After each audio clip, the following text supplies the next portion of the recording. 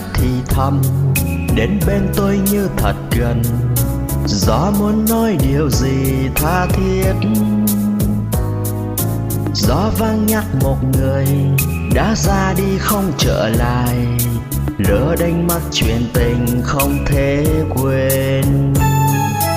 Bước những chuỗi ngày dài ấp ôm bao đêm huyền diệu, ánh mắt anh giờ này xa lắm. Thoáng phút chốc giật mình, ngỡ như em đang thật gần, gió đánh thức vì tôi ngủ mê.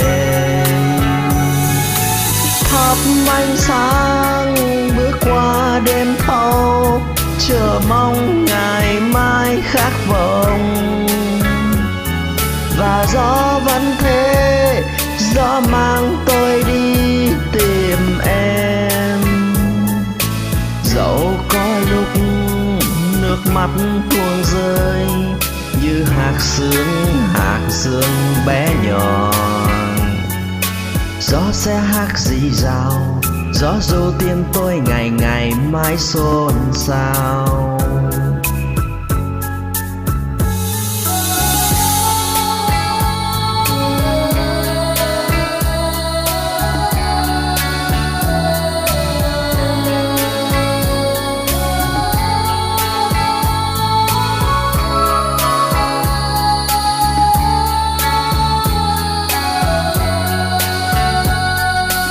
Gió vang hát thì thầm đến bên tôi như thật gần, gió muốn nói điều gì tha thiết.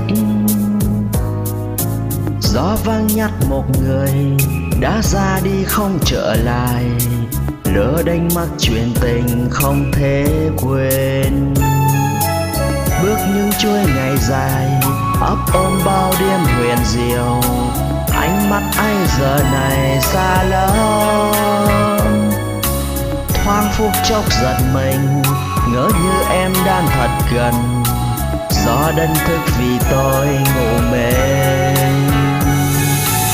Thắp ánh sáng bước qua đêm thâu, chờ mong ngày mai khắc vọng. Và gió vẫn thế, gió mang tôi đi tìm em. Dẫu có lúc nước mắt tuôn rơi như hạt sương bé nhỏ, gió sẽ hát rì rào, gió ru tim tôi ngày ngày mãi xôn xao. Gió sẽ hát rì rào, gió ru tim tôi ngày ngày mãi xôn xao. Gió sẽ hát rì rào, gió ru tim tôi ngày ngày mãi xôn xao. Gió sẽ hát rì rào, gió ru tim tôi ngày ngày mãi xôn xao.